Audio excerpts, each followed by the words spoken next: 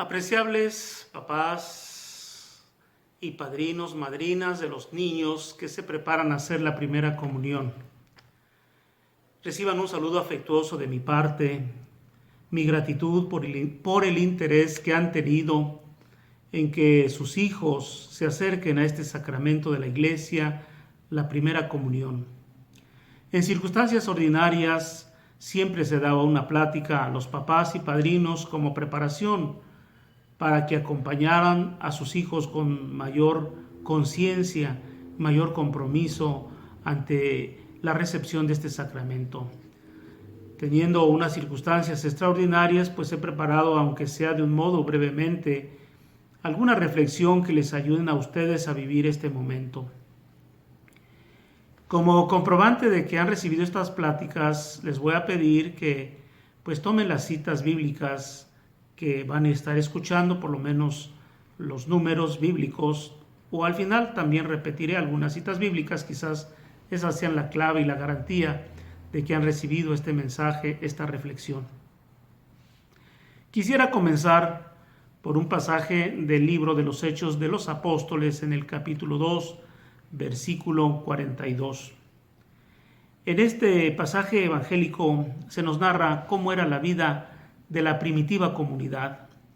Nos dice que se reunían frecuentemente para escuchar las enseñanzas de los apóstoles, para participar de la vida común, en la fracción del pan y en las oraciones. Básicamente nos hablan de 4 cosas esenciales en la vida de todo cristiano: la formación, la oración, la misa y la solidaridad. Estas 4 cosas son esenciales en la vida de los primeros cristianos y ahora en la vida de la Iglesia. La formación que se nos da ahora a través de las catequesis, de los retiros, de los cursos de formación. Desafortunadamente, este es un aspecto que ha sido descuidado de alguna manera en la vida de todos nosotros, los cristianos católicos. La oración también es algo tan importante, que la oración, dice un autor espiritual, es como la gasolina para los carros. Sin la gasolina los vehículos no caminan.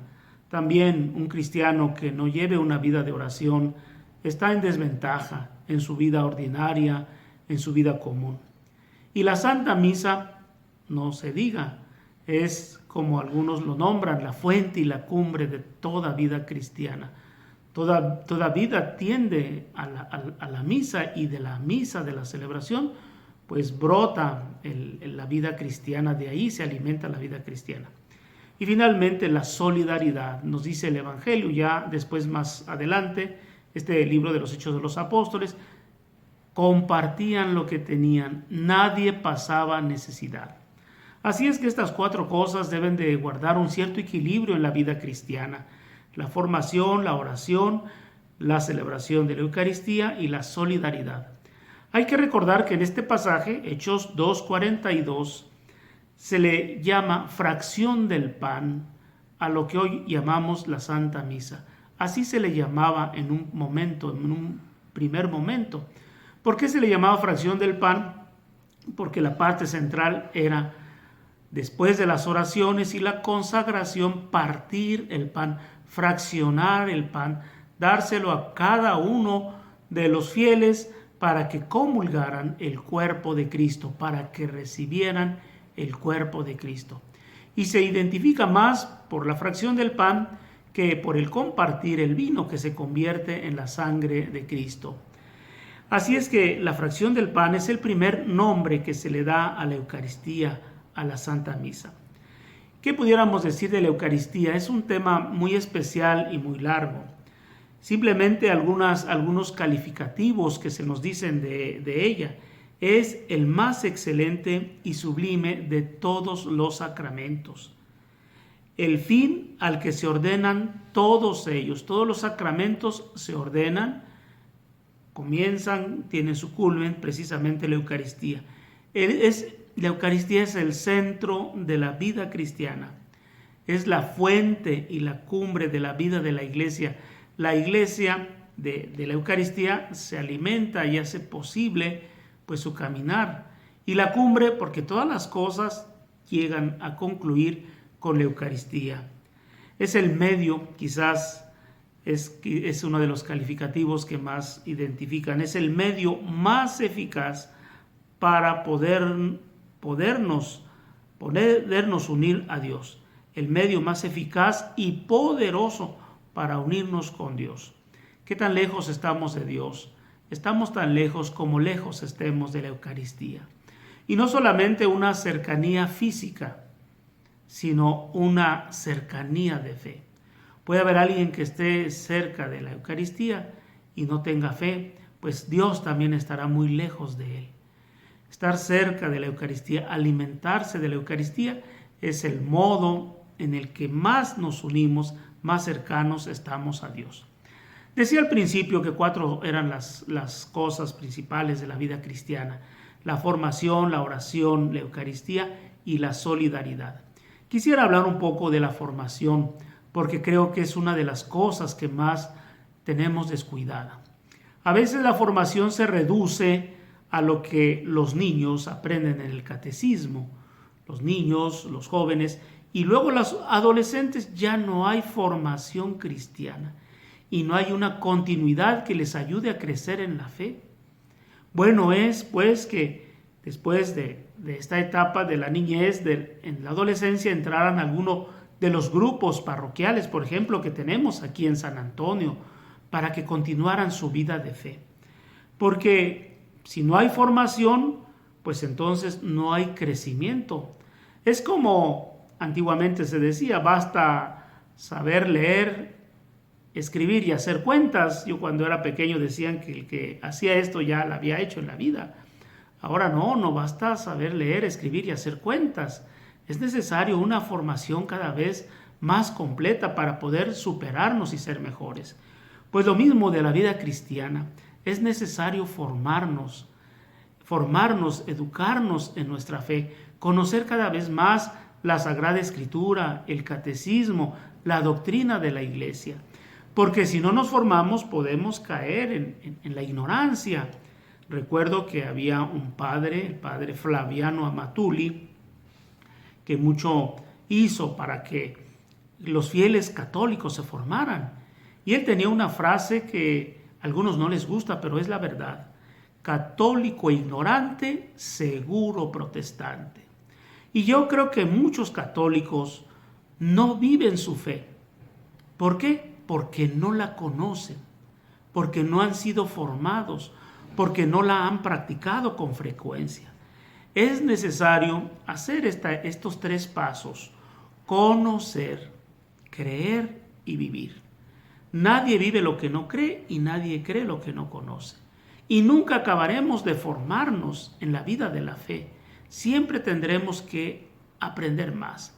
Pero no solamente se trata de un conocimiento intelectual, de conceptos, de ideas, sino un conocimiento personal, cercano, de Cristo nuestro Señor.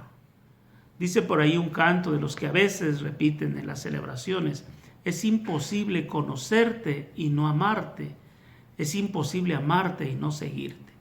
En realidad, el que conoce al Señor, el que transforma su vida, y su vida, una vez transformada, pues es una persona realizada, feliz, ya sea cualquier situación económica la que viva. Una persona evangelizada, pobre o rica, vivirá feliz y hará depender todo precisamente de Dios.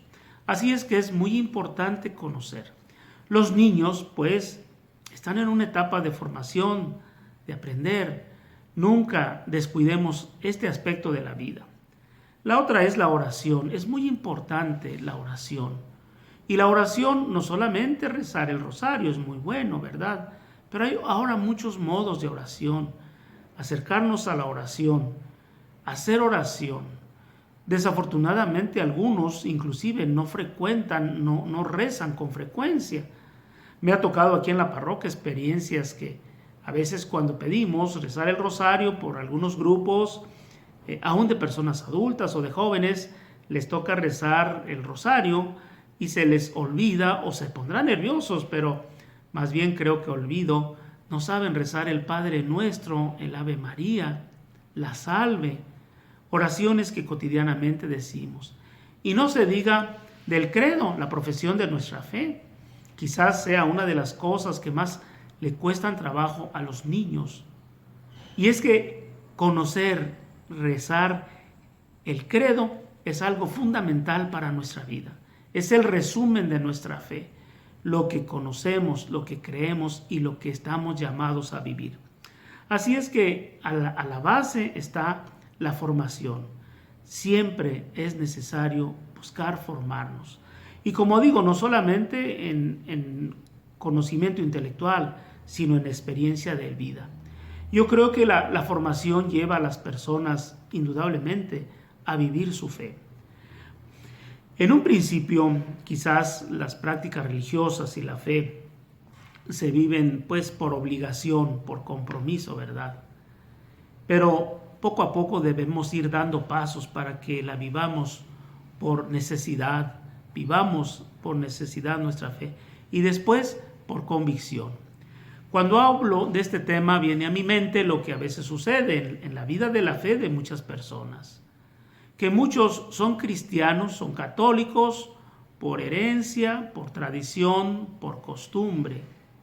¿Por qué eres católico? Porque mi familia es católica. ¿Por qué rezas o por qué vas a misa? Porque mi familia va. Por tradición, por herencia o por costumbre. También puede haber personas que se acerquen a la iglesia y pues, se acercan por un hábito y sienten que cuando no van Dios los castiga o les va mal. Y no es así.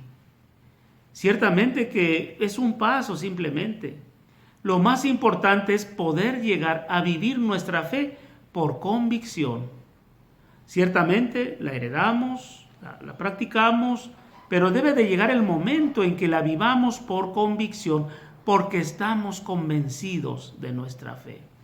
Porque nadie nos va a apartar de lo que nosotros creemos y vivimos. Es lo que sucede con los jóvenes o aún los adolescentes que se están preparando para la confirmación.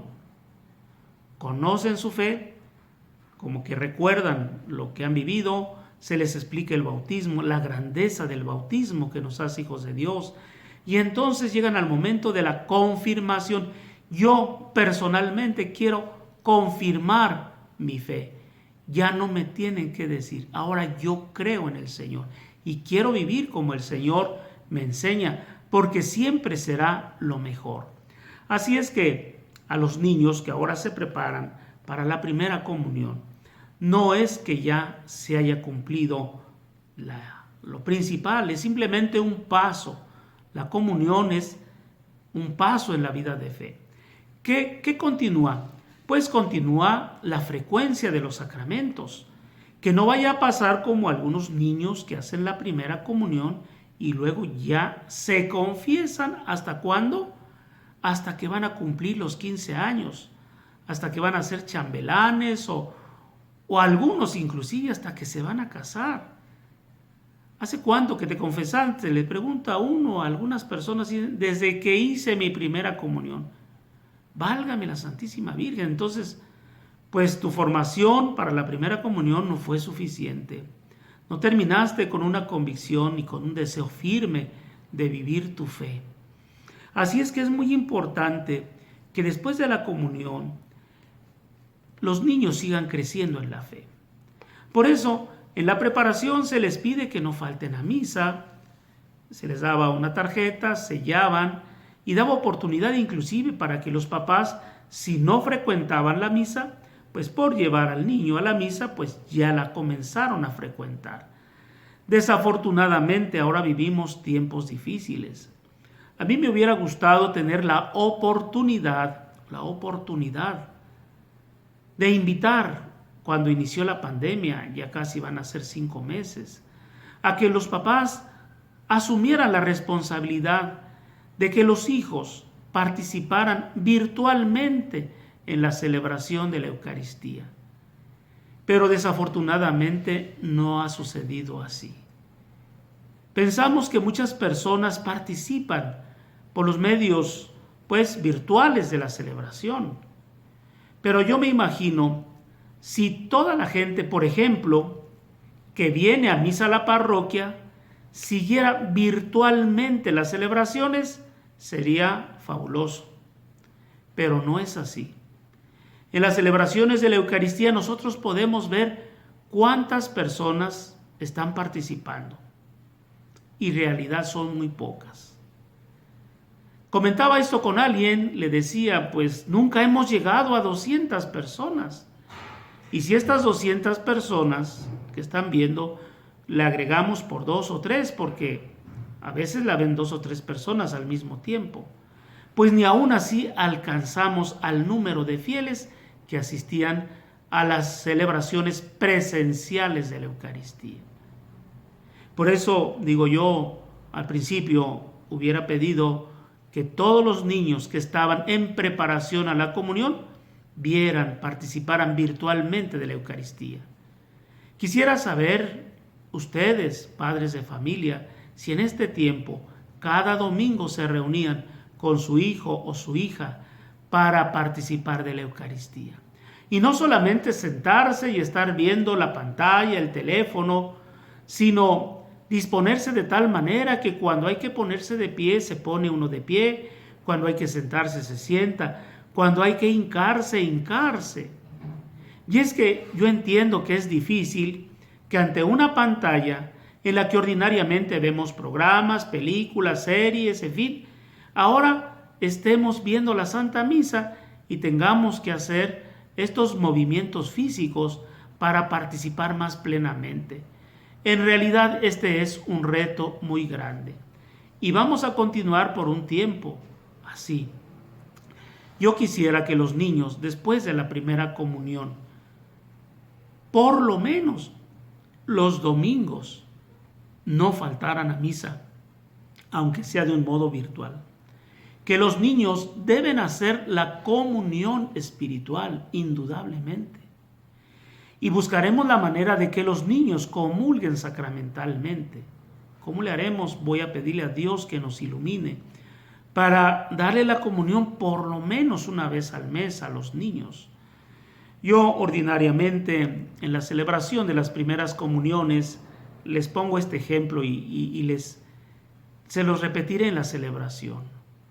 Que cuando un niño nace hay que alimentarlo con frecuencia, casi cada 3 horas para que crezca y se desarrolle. Ya después pues comerá 3 veces al día o quizás más, ¿verdad? Pero en un principio debe ser tan frecuente el alimento que reciba para que pueda crecer. Pienso yo que también un niño que hace la primera comunión, en un principio debe de comulgar todos los domingos, pero ahora pues no podrá recibir la comunión sacramental, pero sí hacerla espiritual. Que no se pierda en su corazón este deseo de recibir a Jesucristo en la Eucaristía y aprovechar cualquier oportunidad que se tenga.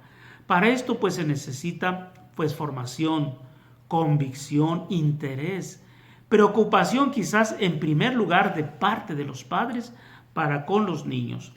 La comunión pues es muy importante y de eso depende nuestra vida espiritual. Hay que recordar los pasajes evangélicos que nos hablan de la comunión, sobre todo el Evangelio de San Juan en el capítulo número 6. San Juan en el capítulo 6 nos habla, en el versículo 54 y 55 nos habla de la institución de este sacramento. Jesús instituye este sacramento. El que come mi carne y bebe mi sangre tiene vida eterna, y yo le resucitaré en el último día. Esto nos lleva a considerar lo anterior. El que no come y bebe este alimento espiritual, difícilmente, no digo que es imposible, Dios es misericordioso, pero difícilmente alcanzará la vida eterna. Y para comulgar hay otro sacramento que va muy unido a la comunión, que es la confesión. Es necesario estar en gracia de Dios para comulgar, pues este sacramento también es muy importante. Y este sacramento, como todos los sacramentos, son instituidos por nuestro Señor Jesucristo. El Señor Jesús, antes de subir a los cielos, da esta potestad para perdonar los pecados. Les dice a sus apóstoles: a quienes les perdonen los pecados les quedarán perdonados. y a quienes no se los perdonen les quedarán sin perdonar. No es una invención de la Iglesia. Este es el camino ordinario para recibir la gracia de Dios. Puede haber un camino extraordinario, como ahora lo comentaba el Papa, pues si no hay modo de confesarse, pues con un acto de contrición y un firme propósito de confesarme en la primera oportunidad, ya recibo y experimento la gracia de Dios. Sobre todo los enfermos. Hay quienes en este tiempo han sido llamados a la presencia de Dios sin contar con la asistencia espiritual, sin poder confesarse. Pero pues se ha repetido lo que el Papa ha dicho, ¿verdad? Que con un sincero arrepentimiento y un firme propósito de enmendarse y de recibir la absolución, con eso ya el Señor conoce el corazón y no lo va a condicionar por algunas formalidades. Y ciertamente que quien tenga la posibilidad de confesarse y no lo haga, ahí sí hay una cierta gravedad. Pues la confesión es tan importante para nosotros. Y como decimos, como aprendimos o aprenden los niños en el catecismo, confesarse por lo menos una vez al año para comulgar con frecuencia. Lo ideal es confesarse con más frecuencia, por lo menos en la Cuaresma, en el Adviento, en la fiesta del patronal, unas 3, 4, 5 veces al año. Lo más común, un católico de mediana formación se confiesa una vez al mes. Y hay quienes se confiesan con más frecuencia, inclusive pueden llegar a los escrúpulos, quererse confesar cada semana. Yo creo que debemos de conocer la gracia de Dios y este sacramento para que lo vivamos y nos ayude a crecer en nuestra vida, vayamos transformando nuestra vida. Así es que es otro tema muy especial, no quiero alargarme porque quizás muchos no tengan el tiempo y la paciencia para escuchar esta reflexión. Lo más importante es eso, ¿sí? Que busquemos nuestra formación y la práctica de los sacramentos, la vida de fe. Como ya les decía, el Señor Jesús instituye este sacramento. Y me parece muy importante lo que San Pablo, que no conoció, así como los discípulos, al Señor Jesús, no estuvo presente en sus milagros y en las curaciones y en su discusión con los escribas y fariseos, no estuvo presente en su crucifixión, no tuvo esta cercanía física, la de los apóstoles. Sin embargo, el Señor lo llama y el Señor le da la gracia. Y el apóstol San Pablo nos da una de las noticias más hermosas de la Eucaristía. En la primera carta a los Corintios, en el capítulo 11, versículo 23, nos narra la institución de la Eucaristía. Lo que yo recibí es lo que les transmito a ustedes, que el Señor Jesús, la noche anterior a su pasión, tomó pan y dijo, esto es mi cuerpo. Y tomó vino y dijo, esta es mi sangre, sangre de la nueva alianza. Entonces San Pablo nos habla de este sacramento y nos habla de este sacramento de la comunión de un modo tan especial. Ojalá ustedes puedan pues leerlo con más paciencia en sus casas. También en esta carta el apóstol nos habla de las consecuencias de la comunión. Pueden ser buenas consecuencias o malas consecuencias. Buenas consecuencias si lo recibimos con fe.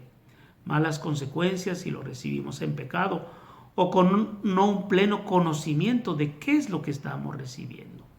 Así es que la Eucaristía está instituida, nos narra el Evangelio de San Juan, se transmite en la Iglesia a través de las distintas generaciones hasta llegar a nuestros días y nos da la vida si la recibimos con fe y en gracia de Dios. Pienso yo, amados hermanos, que si nosotros conociéramos y entendiéramos y creyéramos más en Dios y en la Eucaristía, si nosotros conociéramos, entendiéramos y creyéramos esas tres cosas importantes respecto de Dios y la Eucaristía, pecaríamos menos, viviríamos mejor y nos salvaríamos. Esa es la clave. ¿Por qué ¿por qué caemos en pecado? A veces nos justificamos, ¿verdad?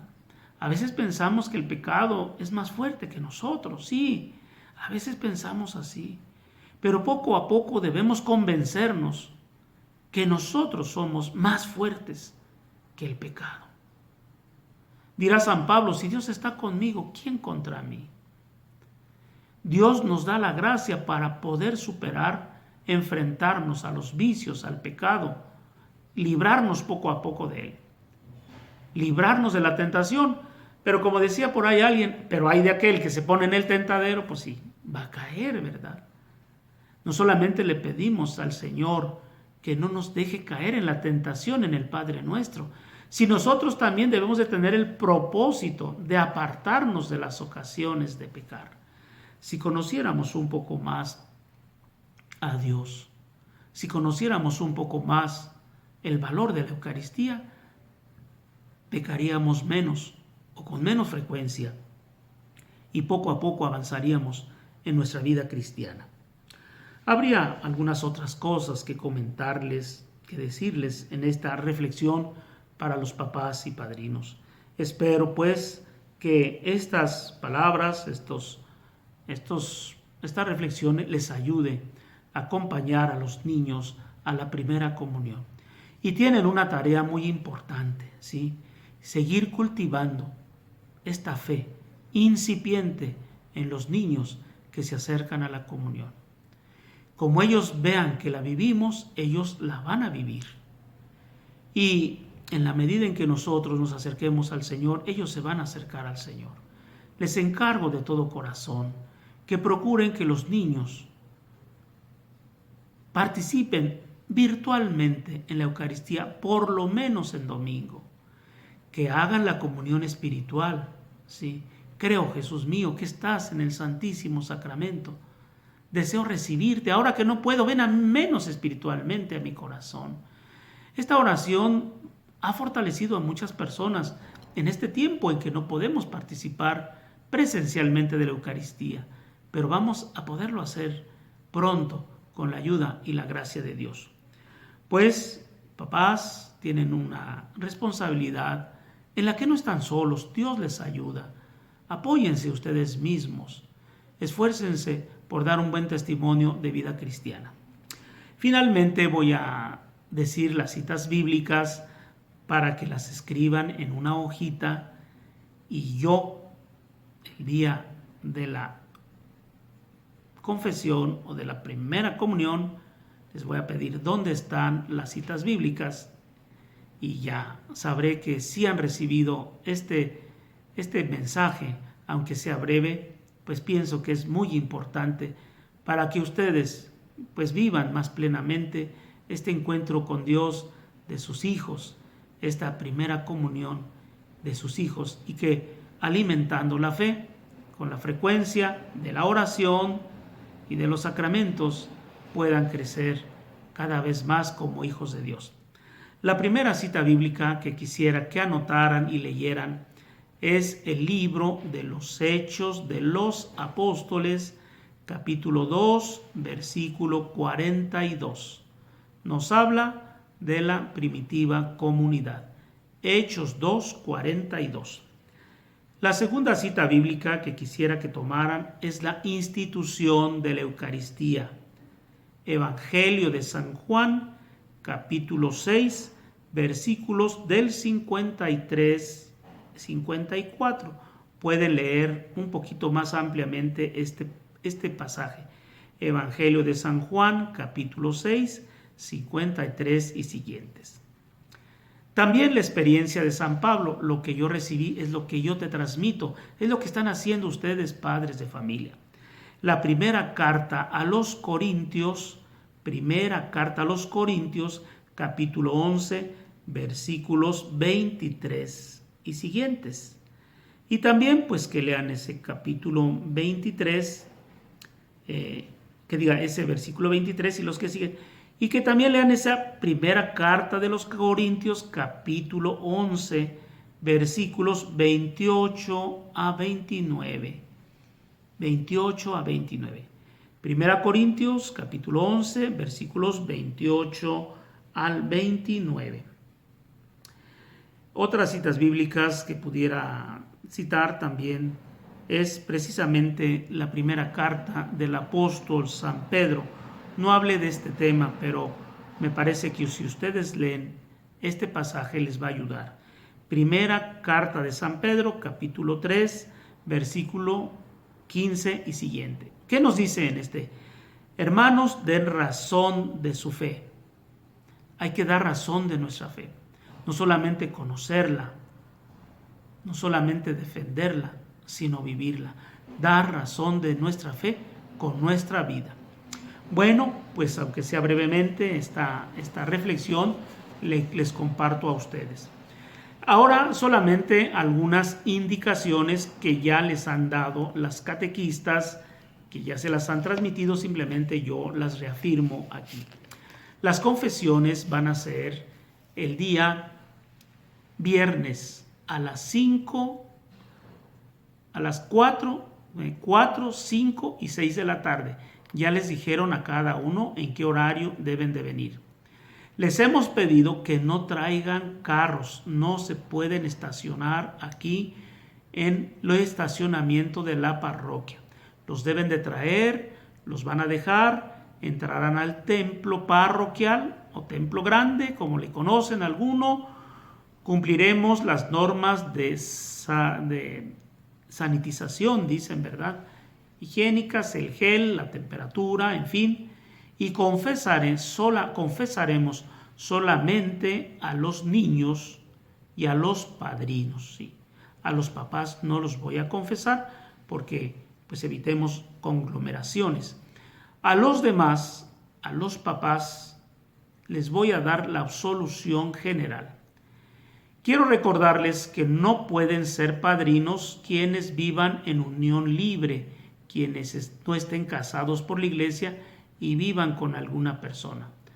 Los que estén divorciados, vueltos a casar, no pueden ser padrinos, ¿sí? Y quienes tengan, pues, pecados graves, tienen que confesarse. La absolución general nos sirve para quienes hayan aconsejado o practicado el aborto, que hayan atentado contra la vida. Entonces, los padrinos, pues, ya están los nombres. Si por ahí alguien se pasó y no puede ser padrino, pues no lo sea. Y he platicado con las catequistas cómo solucionar este problema. Entonces las confesiones van a ser 4, 5 y 6 de la tarde. En cada hora vamos a confesar 30 niños, estaremos 2 padres, esperamos hacerlo en poco tiempo. He pedido a las catequistas que instruyan a los niños para que su confesión sea pues sencilla, rápida y elemental, ¿verdad? Ya después con la práctica podrán ir mejorando